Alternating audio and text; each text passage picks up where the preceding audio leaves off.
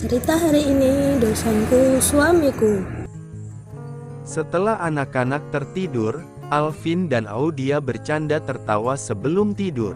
Sebelum tertidur mereka sambil berpelukan, mengenang masa-masa di mana mereka baru kenal dan menikah secara mendadak karena dijodohkan. Mempelai wanitanya tidak akan datang katamu, ucap pria parubaya saat menerima panggilan telepon, tepatnya 45 menit sebelum acara akad nikah putranya akan dilangsungkan. Seketika semua keluarga yang sedang berkumpul di dalam ruangan khusus itu terhenyak.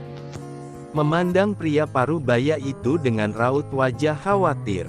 Pasalnya pria itu memiliki riwayat penyakit jantung. Prima Mandala Hutomo memang sudah divonis dokter spesialis jantungnya bahwa dirinya terkena penyakit jantung sekitar 8 bulan lalu dan sudah melakukan operasi jantung.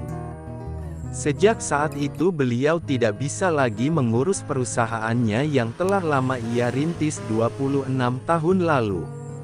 Karena apabila pikirannya stres akan menyebabkan penyakitnya kambuh. Bagaimana ini? Ucap wanita parubaya, Sriwedari Handayani, Nyonya Mandala Hutomo, istri dari Prima. Kita harus mencari pengganti mempelai wanita, jika tidak ingin menanggung malu. Saran salah satu kerabat bernama Denny. Dia baru saja masuk ke dalam ruangan itu. Setelah memastikan bahwa mempelai wanita itu benar-benar tidak akan datang, dengan menemui langsung orang tua wanita tersebut di kediamannya sesaat setelah orang tua wanita itu mengetahui bahwa putrinya telah melarikan diri dan langsung menghubungi Denny selaku wakil dari mempelai pria. Semua orang yang ada di ruangan itu langsung menatapnya, tak terkecuali Prima. Alvin Mandala Hutomo, nama mempelai pria itu, tampak baru saja keluar dari ruangan di mana keluarganya tengah berkumpul, merundingkan rencana cadangan untuk acara sakral itu. Tangannya menekan pelipisnya, untuk mengurangi rasa nyeri yang mendadak menyerang kepalanya.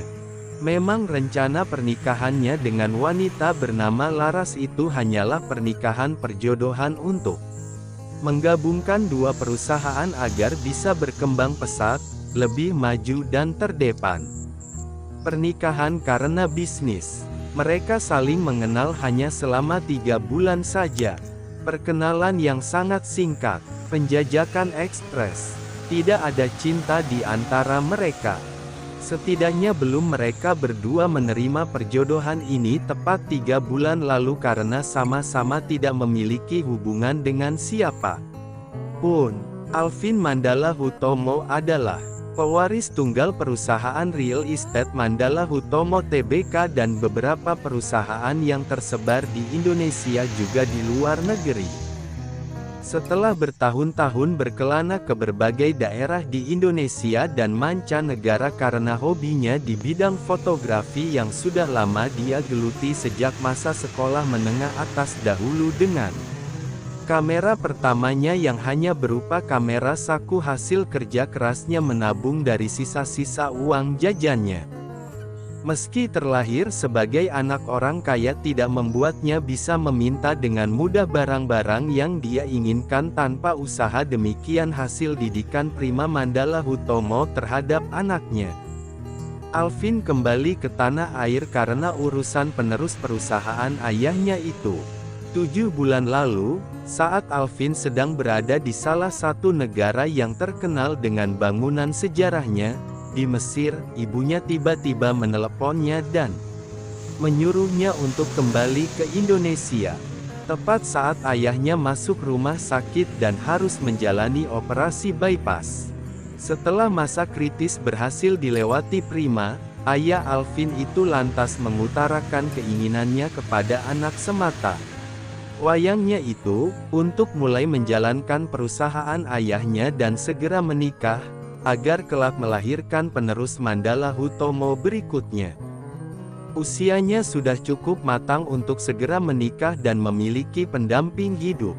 Perkenalannya yang singkat sekembalinya ke Indonesia, Dengan Laras yang mana ayahnya juga salah satu pengusaha real estate berjalan lancar tanpa kendala, bahkan gelagat akan adanya pembatalan sepihak ini pun tidak pernah terlontar dari mulut Laras.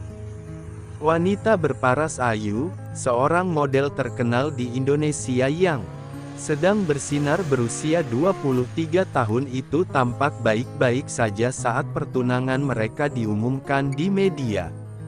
Para netizen mengaminkan dan memberikan ungkapan selamat serta doa restu atas pertunangan pewaris tunggal pengusaha real estate dan model terkenal. Alvin melangkahkan kakinya yang panjang itu di sepanjang lorong yang menuju ruangan besar, sebuah ballroom tempat akan diselenggarakannya upacara sakral itu. Terdiam terpaku di pintu masuk ballroom, di hadapan para tamu undangan yang sudah menanti. Bimbang sesaat, membatalkan akad nikahnya atau mencari mempelai wanita pengganti dadakan seperti saran Denny, sepupunya sekaligus Wonya. Hingga matanya menangkap seorang wanita muda bergaun putih yang duduk di antara tamu undangan. Yang tak lain adalah mahasiswa di kampusnya tempat ia baru saja mengajar beberapa waktu lalu. Sebagai dosen pengganti, melangkah dengan mantap menghampiri lelaki paruh baya di sebelah wanita muda itu yang dia yakini sebagai ayahnya. "Om Supomo, boleh minta waktunya, sebentar?" tanya Alvin. Alvin dan Audia mengingat saat itu. "Mas masih ingat waktu kan?" tanya Audia. "Iya," jawab Alvin singkat. Mereka berdua kembali lagi, mengenang lagi masa-masa itu. Audia Cinta, mahasiswi tahun pertama di salah satu universitas ternama di Indonesia, baru merayakan ulang tahunnya yang ke-19, tepat 3 hari lalu. Saat ini menemani sang ayah, Supomo Direja dan ibunya, Ning Agustina ke acara pernikahan salah satu teman lama mereka semasa kuliah dahulu. Tempatnya teman kuliah Supomo. Audia yang seharusnya menghadiri acara pernikahan, mendadak berubah menjadi acara pernikahannya sendiri hanya dalam waktu tak lebih dari 20 menit yang lalu. Mengenakan gaun putih berbahan silk yang elegan dan bertabur kristal Swarovski dari calon mempelai wanita sebelumnya yang ternyata pas di tubuhnya yang ramping, meski butuh sedikit penyesuaian karena tingginya hanya 165 cm. Rambutnya yang panjang ditata sedemikian rupa hingga tampak mengesankan, ditambah dengan veil untuk menutupi rambutnya. Dengan polesan tangan terampil muat terkenal, wajah polosnya yang saat datang hanya dipoles bedak tipis dan lip tint nude, kini berubah total bagai transformasi menjadi angsa yang cantik. Tentu saja bukan secara harfiah, karena Audia terlahir cantik secara natural. Hingga sesaat Audia memperhatikan dirinya sendiri dengan matanya beberapa kali di depan cermin, hampir tak mengenali wajahnya sendiri. Dan disinilah ia duduk dengan canggung di pelaminan dengan lelaki yang telah ditemuinya 20 menit yang lalu. Entah bagaimana caranya Alvin bisa meyakinkan ayahnya, Supomo untuk menerima lamaran mendadaknya, tanpa persiapan.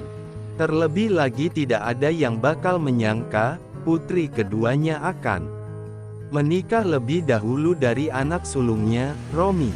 Tak tanggung-tanggung menantunya itu adalah anak dari salah satu orang terkaya dan terkenal di Indonesia, serta calon pewaris tunggal beberapa perusahaan ayahnya kelak.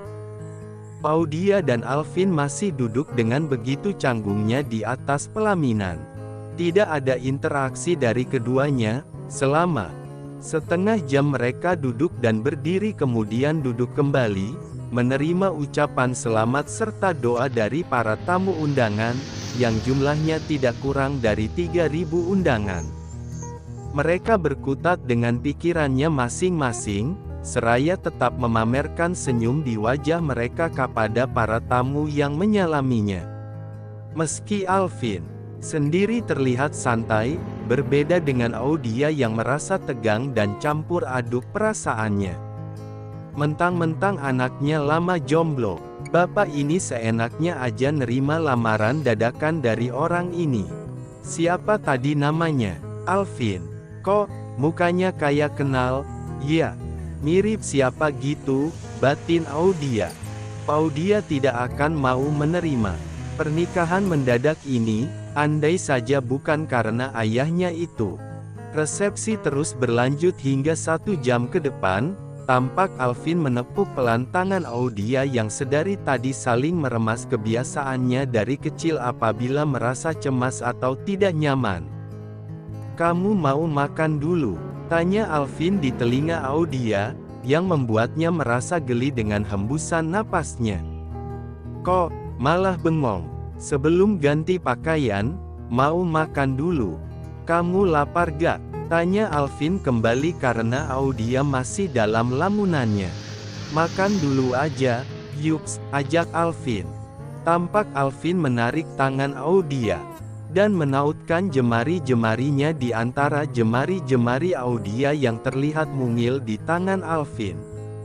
Mereka turun dari pelaminan menuju meja yang telah disediakan khusus untuk kedua mempelai pengantin juga orang tua mereka. Alvin dan Audia melihat kedua orang tua mereka tengah menyantap hidangan yang telah disediakan oleh catering sambil berbincang santai. Terlihat hangat dan akrab. Menemani santap makan, alunan musik dan lagu-lagu pernikahan dari wedding singer mulai terdengar. Alvin mengambilkan aneka macam makanan yang telah terhidang di mejanya ke piring istrinya yang langsung mendapat tatapan tajam Audia. "Banyak amat," serunya saat melihat piring makan di hadapannya telah penuh berisi nasi dan aneka macam lauk pauk. "Harus makan banyak, tamunya masih banyak, iho. Biar kamu gak pingsan nanti," tutur Alvin seraya mengulas senyum. "Wow, ada berapa banyakkah itu?" batin Audia. Dirinya memang tidak tahu, toh awalnya ini bukan pernikahannya. Kesini menghadiri undangan pernikahan dari teman orang tuanya. "Mau aku suapin?" tanya Alvin, karena semenjak tadi, makanan itu masih bergeming di piringnya. "Gak usah, aku bisa makan sendiri," jawab Audia galak dan mulai mengambil sendok dan garpunya. Dengan cepat, makanan di piring itu berpindah dan meluncur masuk ke dalam mulut Audia. Alvin hanya menggelengkan kepalanya seraya tersenyum. Tak disangka, gadis yang sejam lalu baru ditemui telah sah menjadi istrinya. Sebenarnya bukan pertama ditemui tapi di tempat kuliah sudah sering bertemu. Audia mahasiswa baru, begitu juga Alvin juga sebagai dosen baru. Alvin dengan kecerdasan di atas rata-rata, membuatnya lulus lebih cepat dan menjadi dosen termuda di Indonesia, menggantikan dosen lamanya yang mengajar di kelas Audia. Tepat 4 jam kemudian pesta akbar itu selesai digelar. Para tamu undangan mulai berkurang, menyisakan beberapa tamu dari kerabat dekat dan keluarga saja. Audia dan Alvin pulang bersama, menuju rumah orang tua Alvin dengan mengendarai Rolls-Royce Phantom yang telah dihias dengan rangkaian bunga. Sementara kedua orang tua mereka menyusul di belakang mobil pengantin itu. 4 kendaraan pribadi nampak memasuki perumahan elit di bilangan Jakarta itu, salah satu perumahan yang juga dibangun dari anak perusahaan milik ayahnya Alvin. Audia dan Alvin yang tiba lebih dahulu kemudian turun dan masuk ke dalam rumah bergaya Eropa tersebut. Audia tampak berdecak kagum dengan rumah itu. Rumah yang sangat besar, dan halamannya yang luas. Beberapa kali lipat besarnya dari rumah yang ia tempati bersama kedua orang tua dan ketiga saudara Audia. Sebenarnya baik keluarga Audia dan Alvin sama-sama menetap di perantauan. Tempat mereka yang pasti di desa. Bedanya orang tua Alvin dari usaha di perantauan, membuatnya menjadi salah satu orang terkaya di Indonesia. Sedangkan orang tua Audia lebih berkecupan meski tidak menjadi orang kaya, setidaknya hidup mereka lebih baik daripada di tempat tinggal asalnya. Setelah perkenalan singkat di rumah kediaman Mandala Hutomo, kedua orang tua Audia dan ketiga saudaranya pamit pulang. Malam ini Audia sudah tinggal bersama Alvin di tempat tinggal Alvin. "Jadi, Mas, dosen aku?" tanya Audia. Alvin berdeham sekali. "Iya, begitulah. Pantes aku, kok, kayak ngerasa kenal sama muka Mas Alvin." Tutur Audia menyocokkan memorinya. "Mas ngajar apa?" "Iya," tanya Audia. "Arsitektur," jawab singkat Alvin. Audia menganggukkan kepala, sambil mulutnya membentuk huruf O, X, Y, W. Tiba-tiba saraf-saraf otaknya menekan memori di hipokampus. "Pak Mandala?" tanya Audia memastikan, yang langsung mendapat anggukan dari Alvin. "No way," jerit Audia tidak percaya. Matanya membulat menatap lekat Alvin. "Kenapa?" tanya Alvin heran. "Pak Mandala yang kutahu, mengajar memakai kacamata. Kok, bisa beda banget ya, tanpa kacamata?" Audia masih tidak percaya, bahwa yang di hadapannya ini adalah Pak Mandala yang itu. Audia mengingat saat dosen baru itu memperkenalkan diri saat pertama kali mengajar. Mengenakan kemeja kotak-kotak, rambut klimis, disisir rapi ke belakang, kacamata selalu bertengger di hidung mancungnya itu. Datang dengan membawa tas berisi laptopnya serta satu buku diktat untuk mengajar. "Dosen angkuh, so cool," pelit senyum, muka datar, kiler. Sangat berbeda dengan Alvin yang kini menjadi suaminya. Tak disangka Pak Mandala yang mengajarnya dan Alvin suaminya saat ini, ternyata adalah orang yang sama. Mengingat masa itu adalah momen yang spesial bagi Audia dan Alvin. Mereka melanjutkan cerita yang lain, hingga tanpa disadari mereka sudah tertidur pulas.